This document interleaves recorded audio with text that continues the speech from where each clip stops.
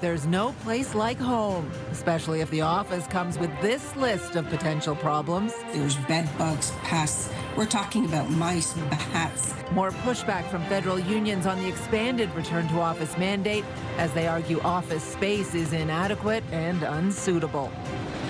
Canadian travelers have been warned to exercise a high degree of caution when traveling to Cuba. It's all dark. They don't have electricity. They don't have fuel. And now Ottawa travelers may not have a choice to go at all as some airlines begin canceling flights. And Via Rail cites extreme weather and a busy family day travel weekend ahead. I was a little bit panicked that I was going to miss my flight in Montreal. Didn't have a lot of wiggle room there. For numerous train cancellations yesterday and today.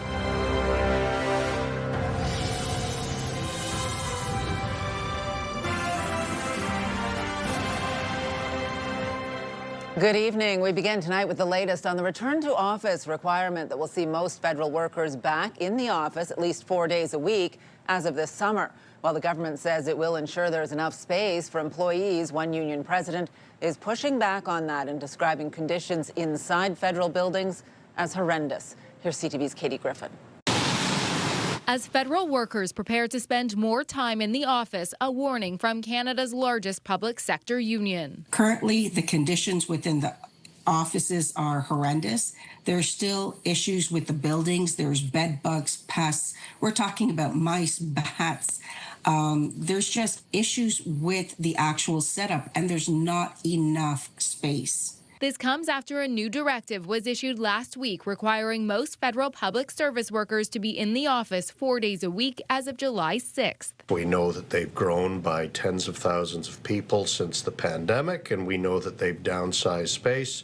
So we're concerned that the math equation might not be working. Commercial real estate expert Sean Hamilton says the government needs a strategy and a plan. There is a solution that the federal government could offer, high quality space to its workforce by leasing space from the private sector, essentially taking the space back that they divested of. The federal budget outlined a plan for Public Services and Procurement Canada to reduce its office portfolio by 50% over the next 10 years. In a statement, the department says given the increase of on-site presence for employees, the reduction target will be adjusted accordingly. Planning in this regard is underway. The new in-office mandate prompting PSAC to file an unfair labor practice complaint. People's mental health has been impacted, and now they're told, by the way, we're changing your working conditions and you're required to come in 4 days a week.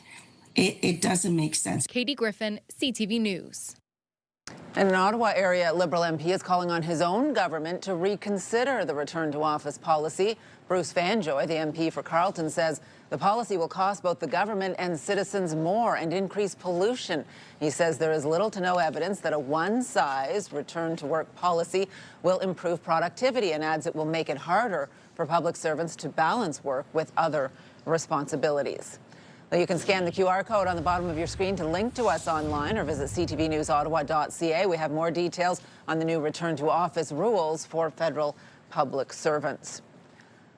Well, turning now to the latest on the situation in Cuba, Canadian Airlines are canceling flights to the island nation tonight amid fuel, food, and medication shortages in that country. CTV's Austin Lee joins us live with the latest on this. Austin. Well, Patricia, Air Canada has suspended all flights to the country. In the Ottawa Airport website, it now shows both WestJet flights to the island tomorrow have also been canceled. There are at least 8 other flights from Montreal and Toronto that have also been called off. We understand that you like my country, you like to go there and have a good time. This is not the right moment to do that. It's a difficult time for many Cubans in Ottawa, watching from afar as their home country is under immense pressure. It's very sad because the only thing that is light up there is the coast with the resorts.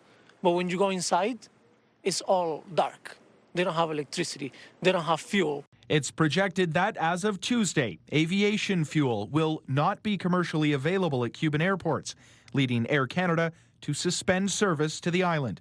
The airline says over the following days it will operate empty flights southbound to pick up approximately 3,000 customers already there to return them home. You should expect fuel shortages. You should expect potential blackouts. You may expect medication, food shortages. We came to Cuba knowing what to expect. There's some things you'll have every day, some things you won't. I mean, that's a norm for here. Tourists are also being moved from one resort to another due to a lack of resources. They are conserving energy and putting people all in one hotel or certain hotels and closing other ones down. That in itself is scary. Cuba depends on Venezuela to meet its energy needs, but with the United States preventing fuel exports to the island nation, Cuba is struggling. Cubans in Ottawa say they are waiting and hoping for a change of government in their home country. We should have that regime removed. I think we are honestly holding on to that hope for our people there. And at this time, I think the smart thing to do is just to avoid going to Cuba. Cuba is going to collapse. It's collapsing already. It's been very, very hard because I know that my country could have been so well off than what it is today if we did not have that dictatorship in my country anymore. The aviation fuel shortfall is expected to start in Cuba tomorrow. It's unclear how long that will last. Meantime, Cuba is experiencing its worst economic crisis in decades, and U.S. President Donald Trump has threatened to impose tariffs on countries sending oil to the island. Patricia. CTV's Austin Lee live for us tonight. Thank you. And stay with CTV News for continuing coverage of the situation in Cuba. For updates on radio, tune into News Talk 580 CFRA and CTV News Channel at any hour. Well, many Via Rail passengers are also dealing with travel disruptions. Several trains in and out of Ottawa were canceled today and yesterday, leaving travelers stuck, rebooking, and looking for answers. CTV's Josh Morano joins us live now with more on this. Josh. Yeah, Patricia, Via Rail hasn't said exactly what's causing the cancellations, only that they're due to, quote, operational constraints. But with 8 trips canceled today and 3 on Sunday, many travelers are facing uncertainty at the Ottawa station. Stacey O'Neill found out Monday morning that her trip from Fallowfield Station to Montreal later that day was canceled. I was a little bit panicked that I was going to miss my flight in Montreal.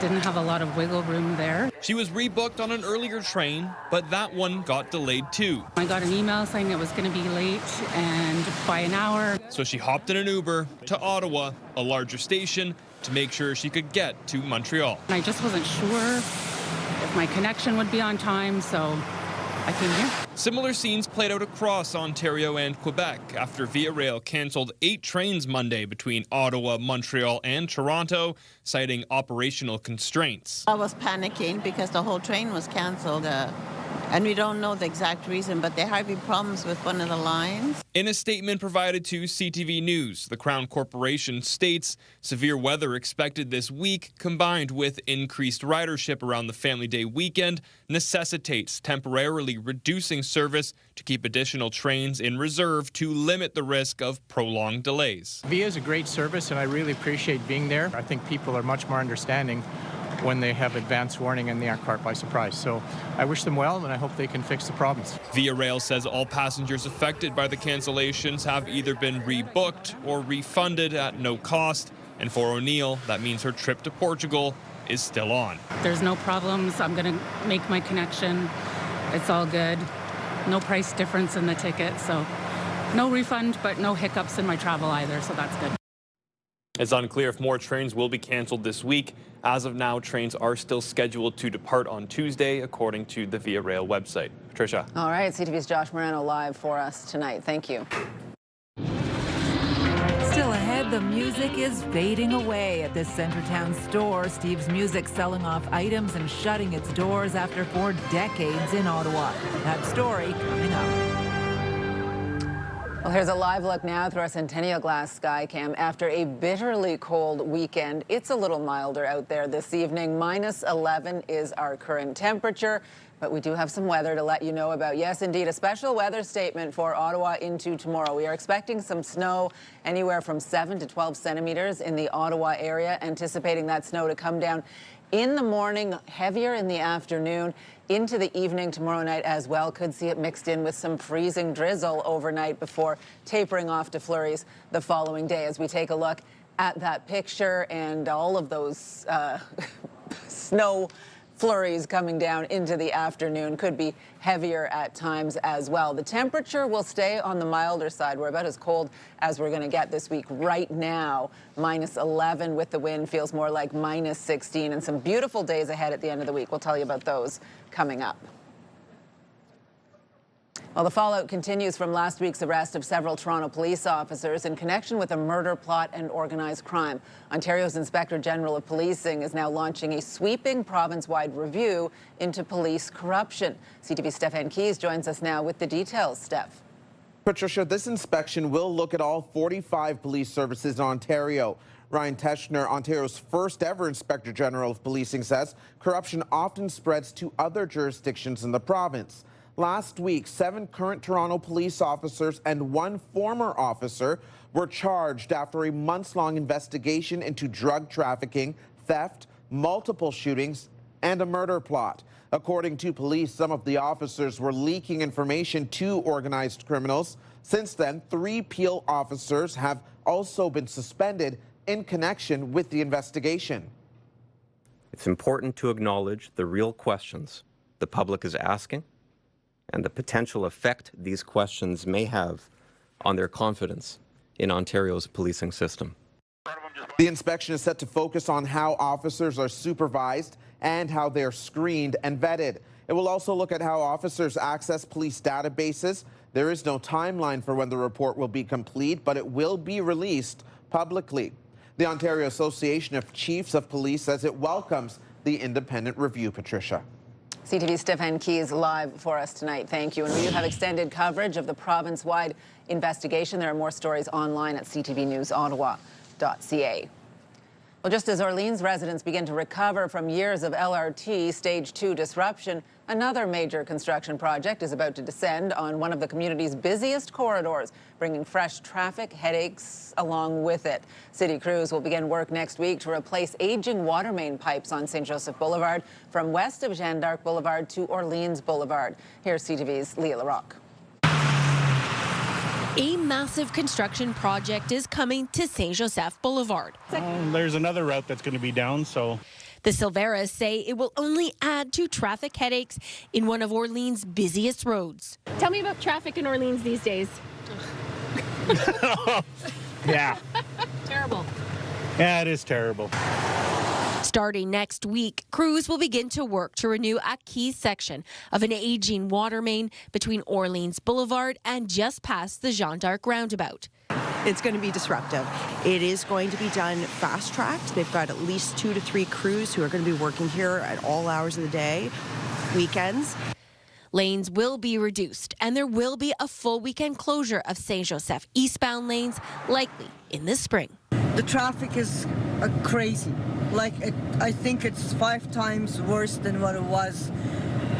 Traffic is moving very well right now on St. Joseph Boulevard, but the councillor for the area says there is no sugarcoating it. This next construction project is going to cause some headaches, but she says it will be worth it because this is critical work that the city needs to do on its infrastructure. But after years of LRT Stage 2 disruptions and traffic detours, Orleans residents and businesses are dealing with construction fatigue. If people see construction going here on St. Joseph, so they say, okay, we cannot get there.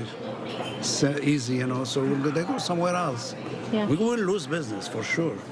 Sounds like an inconvenience just because, this road, it's lined up with a bunch of shops. The work is expected to wrap in early May. It's going to be awful for people. Yeah. It's quite the hassle and the pain in the butt kind of thing. So. Leah LaRocque, CTV News.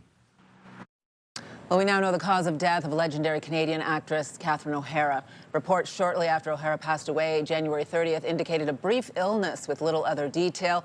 An LA County death certificate now lists pulmonary embolism as the immediate cause, with colorectal cancer as an underlying factor. O'Hara died at age 71 after an incredible decades-long career as a comedic actor. The CTV Ottawa family is mourning the loss tonight of a broadcast pioneer. Former CJOH TV news director and station manager Al Mackay died last month. Mackay had an illustrious 40-year career in media, including 25 years here at CTV Ottawa. He was an inspiring leader in this newsroom, worked with a number of charities, and created policy that shaped the television business to this day. Al Mackay was 79 years old. Well, someone who had been suspended from driving for 14 years was caught running a stop sign in the city's South End over the weekend. Officers stopped the driver in the area of Greenbank Road and Dundonald Drive, and after further investigation, discovered the driver had been suspended since 2012. Well, now there are two. Canada captured a second bronze medal today. Parry Sound, Ontario's Megan Oldham had an impressive rebound in free ski slope style. And the women's hockey team also found success on the ice with a 5-1 win over Czechia. Getting to see these athletes and on the world stage and here at home, it's incredible. You know, we have some of the best athletes in the world, and seeing them hopefully get another win today would be awesome. The Ottawa Charge hosting a watch party here in Ottawa this afternoon. Fans coming out to watch some of their hometown hockey stars battle it out at the Olympics. Charge players Brianne Jenner, Emily Clark, and Jocelyn Larocque are all part of Team Canada. CTV's Scott Hurst has all the highlights on day 3 of the Milan Cortina Olympics. This thing is really heavy. I think it's beautiful. Canada's Megan Oldham is already loving life as an Olympic medalist. The 24-year-old from Parry Sound, Ontario, north of Toronto, soared to new heights on the biggest stage. With skis raised and medals around their necks, the top 3 making sure they got a podium selfie to freeze the moment in time. Oh, I feel incredible. It still feels a bit like a dream. Bronze in women's ski slope style and redemption for finishing just off the podium in big air at the Beijing Games 4 years ago. An Olympic accomplishment Oldham will never forget. I'm so proud of myself for putting a run down and being able to get up on the podium and bring home a bronze for Canada. Quebec's Naomi Ernest, who finished 7th in the ski slopestyle final, says it's an inspiration to watch her teammate on the podium. Definitely seeing her success here really inspires me, and I'm so happy for her, and hopefully I can do the same one day or maybe in 4 years. Expect to see both women compete in the big air competition as well later in the week. It was a close call for Quebec City's Beatrice Lamarche in the women's 1,000-meter speed skating final. The 27-year-old in her first Olympics was in the bronze medal position watching the final pair of skaters. Ultimately, the second-generation Olympian was bumped down to 5th, less than 1 second off the podium. Canada's medal count is now 2 as the first full week of competition is well underway. Bronze for Valérie Malte in long track speed skating, and now bronze for Megan Oldham in ski slopestyle. Scott Hurst, CTV News, Toronto. Now, one note of concern for Canada after that easy win over Czechia today for the women's hockey team. Captain Marie-Philippe Poulin did leave the ice with an apparent knee injury and did not return in this game, so they'll be watching that closely as we take a look at the medal standings here. Norway and Switzerland both have 3 gold medals. Japan, Germany, and the U.S. have 2 gold, Austria with 1, and Canada with those 2 bronze. Well, still ahead, let the music play in digital format. A brick-and-mortar staple for music lovers closing its doors after 4 decades in Ottawa. And here's a live look now through our Centennial Glass sky cam. It is -11 out there in the capital. Clear tonight, but snow on the way tomorrow. Saving lives is what they do. February is Heart Month, and together we can support the University of Ottawa Heart Institute in providing world-class cardiac care. For almost 50 years, our community has played a critical role in advancing the Institute's life-saving work. Your donation will support groundbreaking research, innovative patient care, education, and prevention. To learn more, visit FebruaryIsHeartMonth.ca. Proudly sponsored by CTV. Today's snow report brought to you by Centre Volage. Rediscover the new Volage. Well, some snow on the way and some milder temperatures should make for a good week on the snow hills. No new snow at the moment at Volage, but 4 lifts are open and 18 runs are available. At Camp Fortune, 6 of 7 lifts and 22 runs, 4 of 5 lifts. At Edelweiss and all 23 runs are open. 5 of 6 lifts at Mont Cascade, 20 of 21 runs. And at Calabogie Peaks, their 3 lifts are operating, 19 runs available to skiers and snowboarders. Your winter starts at Voilage. Perfect for families, beginners, and advanced skiers. With our trusted snow school and ideal learning terrain, come rediscover the new Voilage.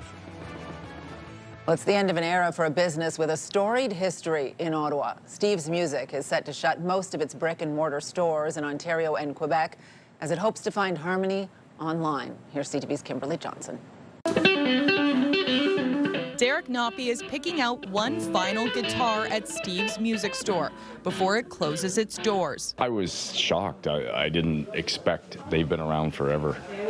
It's sad. The Ottawa musician says it will be a sweet memory of the store, which has played an important role in the city's music scene for decades. I think every musician has probably shopped here at one point or another, so it's meant a lot just from the expertise of talking to guys about gear and whatnot here.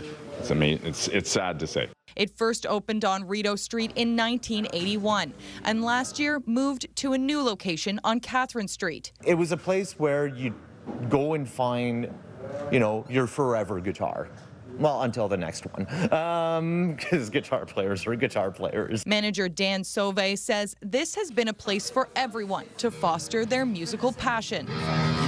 From enthusiasts to professionals and even politicians. Fun fact, but every prime minister since Joe Clark has bought an instrument on their way out of retirement, including the last one. On his way to the Mark Carney's swearing-in ceremony, he swung by to pick up a keyboard he ordered. Sauvé says the closures are part of a restructuring. The retailer is set to shut down nearly all of its locations in Ontario and Quebec, with the exception of one in downtown Montreal and its online store. Well, Steve's is a bit iconic, right? I'm going to pick up a hat from Steve's, which is going to be very cool because, as I say, they are very much a part of my history, and my name's Steve. Customers like Mike Murphy say they will miss the store. Losing an icon, sort of a part of my youth, part of the music scene and everything. So Steve's going down, it's like we've lost a player, Kimberly Johnson, CTV News.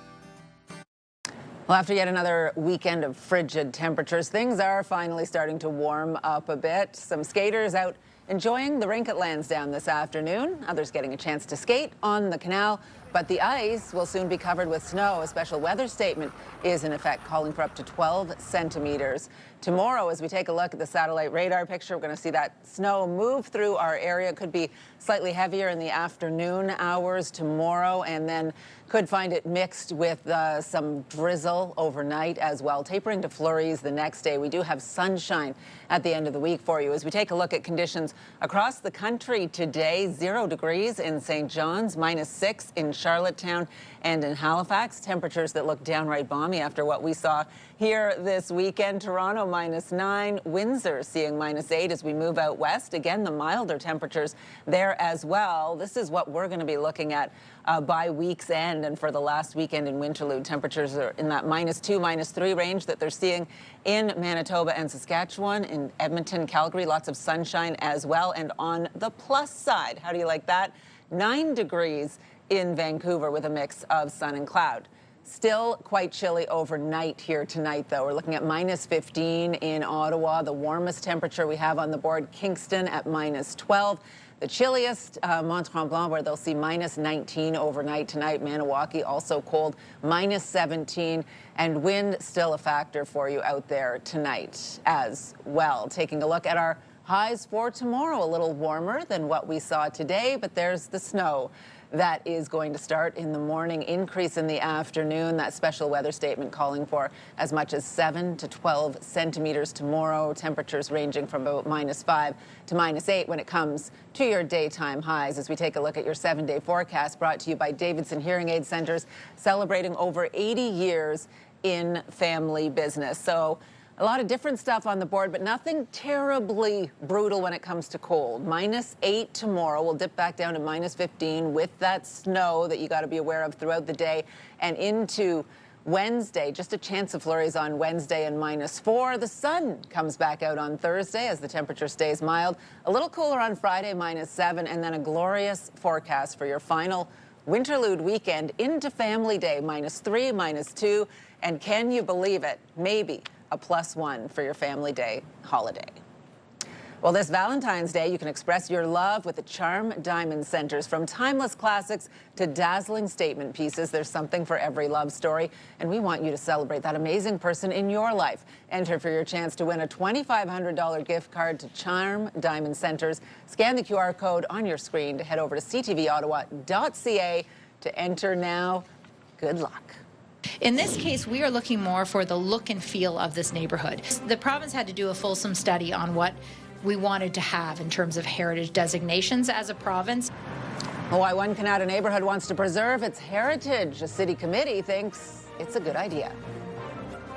CTV News community and weather anchor Jackie Perez. Weeknights. February is Heart Month, and supporters of the University of Ottawa Heart Institute are helping light the capital red. The Royal Oak Pub is both lighting and selling paper hearts at all 12 of its locations this year. At the Kent Street location, the Royal Oak has a young employee who underwent open heart surgery 3 years ago at the Heart Institute. She is now doing well and gets frequent follow-ups and testing done at the incredible institute.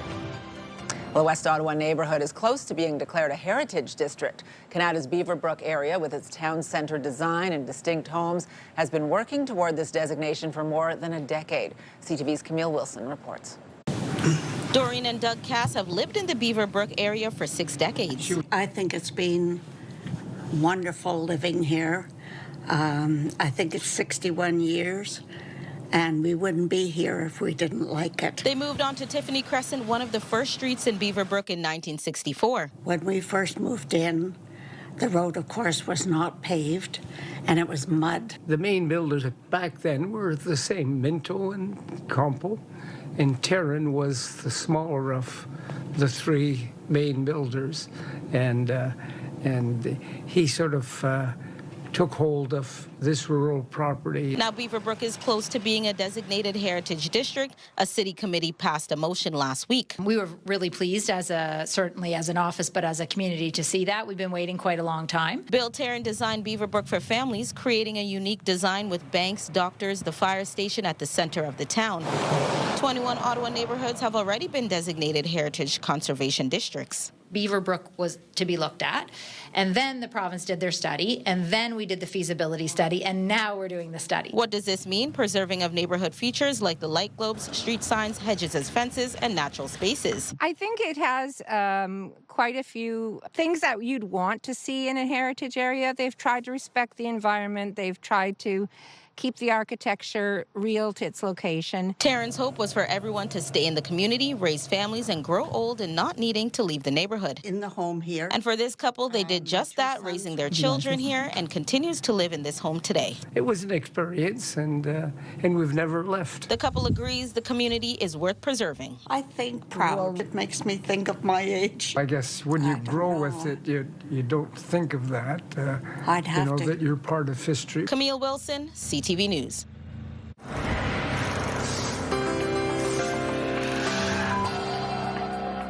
Well, in tonight's big picture, frigid temperatures are creating a new type of attraction for tourists at one of the world's most popular natural wonders. The American side of Niagara Falls is partially frozen.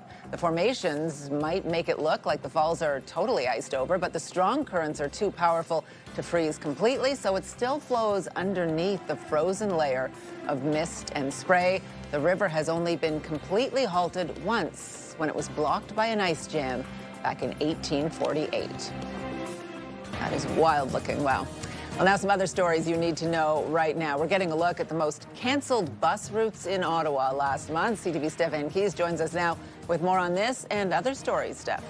Patricia, January was a bad month for OC Transpo. Issues were discovered with the LRT trains, and there were thousands of bus cancellations because of weather, a bus shortage, and a maintenance backlog. And some downtown routes were the most impacted. Sometimes they'll say they're coming, but instead they don't come, or that they're coming on the wrong times. or they're like a good 30-minute wait. Incredibly frustrating. I got left waiting in the rain and snow, and there'd be times where I'm getting on the bus and I have an inch of snow slapping off me. Route 6, which runs between Greenboro and Rockcliffe, had the highest percentage of trips canceled in January, with 373 cancellations. The number 7 bus, which runs between Carleton University and St. Laurent Shopping Centre, was also in the top 3 with 372 cancellations. And the number 12, which runs from Blair Station to Tunney's Pasture, had 401 cancellations. In housing and tenant news, the average rent dropped in January for the second straight month.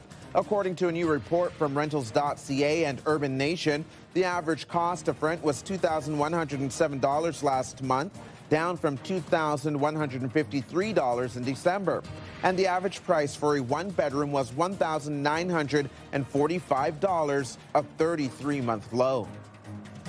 In the meantime, it looks like Ottawa will have to build a lot more housing in the coming years to keep up with population growth. According to city staff, Ottawa's population will reach 1.68 million people by 2051, with the number of households increasing to nearly 700,000. The future of a popular outdoor apparel retailer is in limbo. The operator of Eddie Bauer has filed for bankruptcy protection in the U.S. and will soon make a similar move in Canada. The 220 stores in Canada and the U.S. are expected to stay open during the process, but there will be liquidation sales as the court process gets underway. The company is looking for a buyer, but says if it can't find someone to purchase the business, it will begin winding down operations. The company has 31 stores in Canada, including 2 in Ottawa. Conservative leader Pierre Poilievre will not be running in Carleton in the next federal election. Blair Turner says he plans to seek the Conservative nomination to run in the Ottawa area riding, writing on social media, "I support Pierre Poilievre and the Conservative Party of Canada's vision for a safe and prosperous Canada." Turner is a police officer and former Conservative candidate in the riding of Ottawa South. Poilievre still hasn't said where he will run in the next election. United States, Canada, and my motherland, mi patria, Puerto Rico. Bad Bunny gave Canada a shout-out during his halftime performance at the Super Bowl. He mentioned a number of countries in North, South, and Central America as part of a call for unity. His was the first Super Bowl halftime show that was performed predominantly in Spanish. Musical guest Lady Gaga did deliver a Latin-influenced rendition of Die With a Smile in English. The politics of the performance has people picking it apart today. The U.S. president didn't like what he saw, but many are celebrating the imagery, message, and production value, Patricia. Incredible production value, So for good. sure, yeah. One of my favorite comments on this, and there were so many, but it wasn't in English, couldn't understand it. Someone said, "You don't have to understand something to appreciate it. I've been watching curling all week." I was like, good. yeah, it is a confusing one. If you're Some not of used us to were that watching sport. football yesterday and still appreciate it, Yeah, didn't what's going understand it. Thanks, Deb. There's been really nothing but silence from Meta on this. Well, almost everyone has at least one social media account, but what happens if you get locked out? Just ahead, we hear from viewers who say they were kicked off platforms for no apparent reason. Ottawa's premier foodie fundraiser is back again. Join CTV as we support Taste for Hope, benefiting Shepherds of Good Hope. Indulge in mouth-watering creations by Ottawa's top chefs and make a positive impact. Wednesday, June 3rd at Brook Street Hotel. Your support will directly contribute to supportive housing programs and help those experiencing homelessness in our community. For more information and ticket details, head to tasteforhopeottawa.ca. Get the latest live local breaking news. Sign up now for our morning and evening CTV News Ottawa newsletter.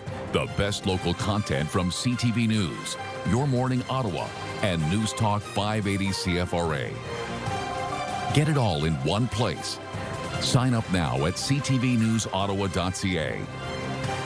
The CTV News Ottawa newsletter is brought to you in part by CAA Business.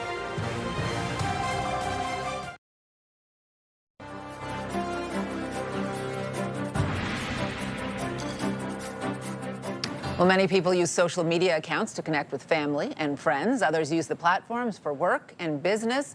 So if you get locked out without warning, you may lose photos, videos, and contacts. And if that does happen, it can seem almost impossible to get back into those accounts. Here's CTV's Pat Foran. It's something I rely on so much for getting new clients. Jennifer Gaskell of Whitby runs Pink Palm Travel, a business she has grown over the past 5 years using Instagram. That's how I grew a lot of my client base, which, is part of the reason why it really stings to have it be suspended right now. Last summer, Gaskell was stunned when her Instagram account was suspended for having inappropriate content, something that made no sense to her. It was flagged for the reasons that they gave me were absurd. It was like nudity, for example.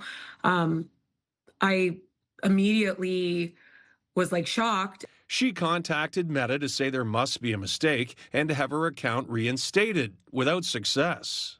There's been really nothing but silence from Meta on this. It said that was banned, right? Suspended. Yadasan Sivaraj of Scarborough had an Instagram account for 10 years with over 1,000 followers. It was also suspended due to content violations. He has no idea why, and he also can't get it restored. Honestly, I just want my Instagram account back because I feel that I shouldn't lose it for something I didn't do. With Meta, they use automated systems to detect policy violations, and sometimes these automated systems can make a mistake. A social media expert says having suspended social media accounts reinstated can be difficult. All the content we're posting online, again, is rented to these social media platforms. It's not really our own. We don't have control over it the way we wish we could. A Meta spokesperson told CTV News support for Facebook and Instagram is available online, and there are steps to take to have accounts restored. But after months of trying, Sivaraja and Gaskell remain locked out of their accounts. They had to open new ones and start all over again. Personally, I've had a 50% drop in inquiries, so it does have a direct connection. Pat Foran, CTV News. We're turning now to one of our top stories. Air Canada has halted all flights to Cuba, and the decision is having an immediate impact on the airline's share price. BNN Bloomberg's Lindsay Biscaya has the details. Shares of Air Canada ended the day in the red after the airline suspended flights to Cuba. Air Canada says the decision is because of an ongoing shortage of fuel on the island. The airline says it will be sending empty flights down to Cuba to return around 3,000 passengers. Shares of Air Canada ended the day down almost 5%. And the Canadian dollar is up 60 cents to end the day to 73.76. West Texas Intermediate climbed to 64.36. Western Canadian Select is up 47 cents to 48.04, and the TSX climbed to end the day ending just above 33,000. Those are your business headlines. I'm Lindsay Biscaya. It's not going great for now. We don't have any pins for now. Just ahead, put a pin in it. Yes, buy them, trade them, wear them. It's an international game of souvenirs unique to the Olympics. Far side pass, and it's an early shot. He scores!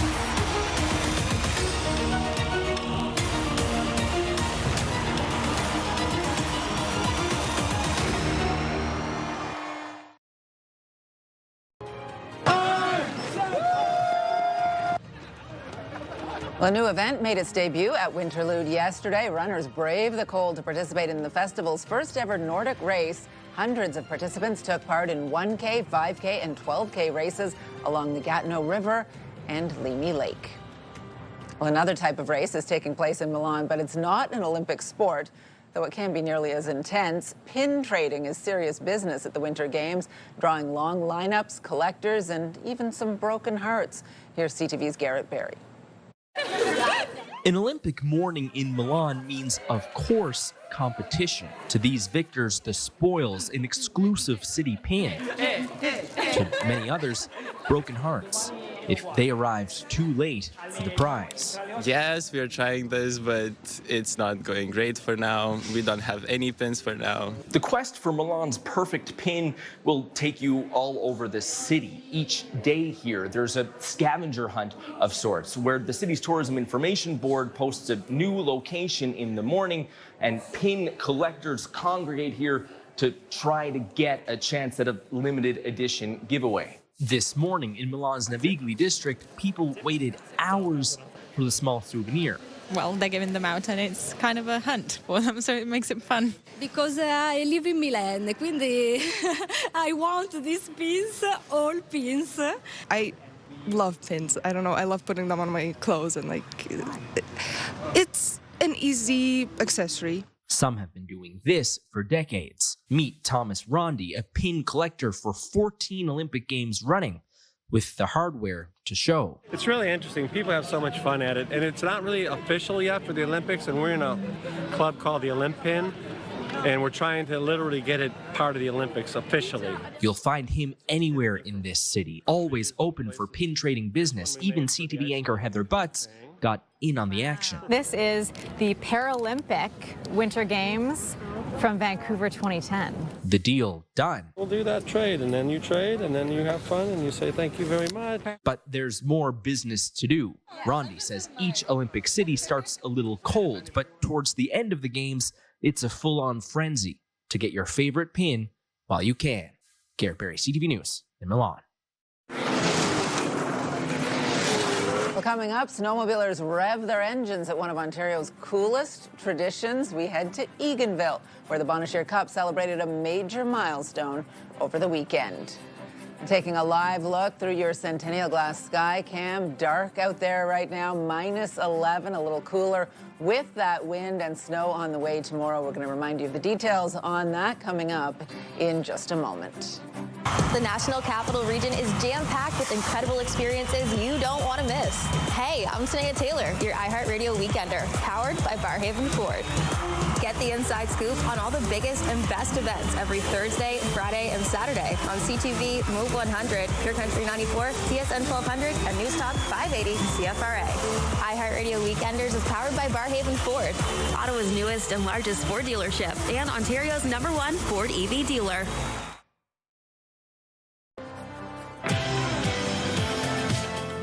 Tomorrow on CTV, Your Morning Ottawa, sip on something sweet or savory this Valentine's Day. We show you some great mocktail recipes. Wake up the right way with Your Morning Ottawa. Hairstyles, courtesy of Salon Fiorella. Well, here's what's on CTV tonight. E-Talk, The Big Bang Theory, extracted memory of a killer, and The Rookie. And here's a recap of the top stories we are following right now. Currently, the conditions within the offices are horrendous.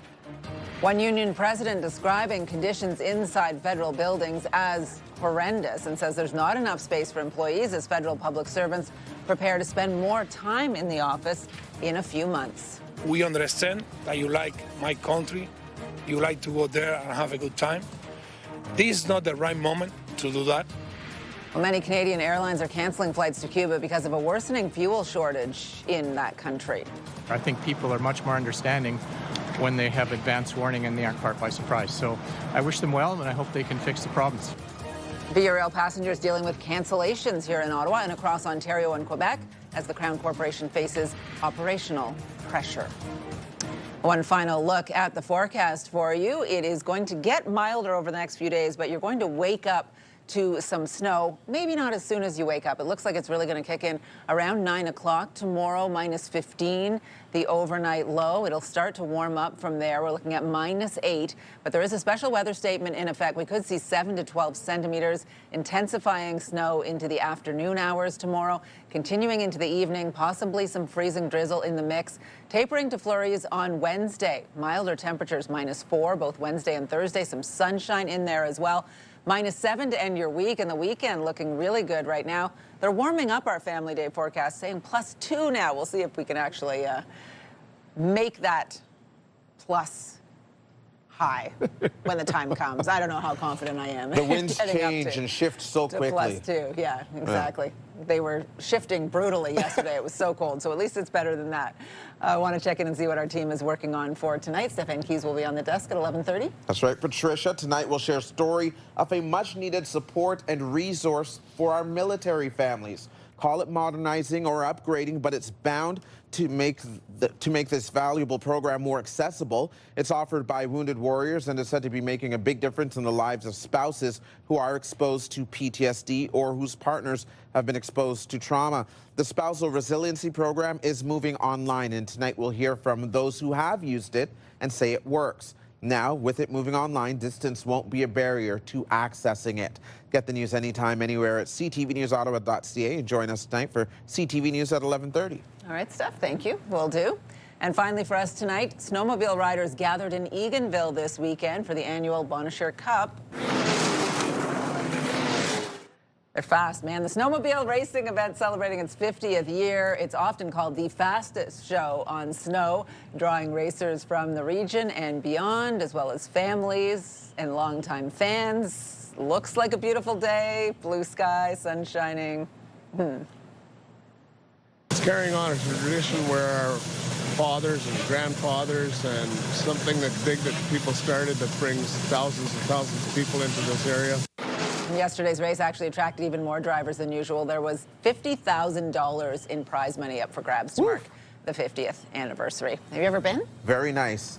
No, I have not been in person, but I've been on a snowmobile, and it's a ton of fun. Yeah. I tried to watch the aerial snowmobiles in the market, but they were postponed Friday night. Yep, Lots of don't fun on remind me. Saturday. I was a little sad Friday.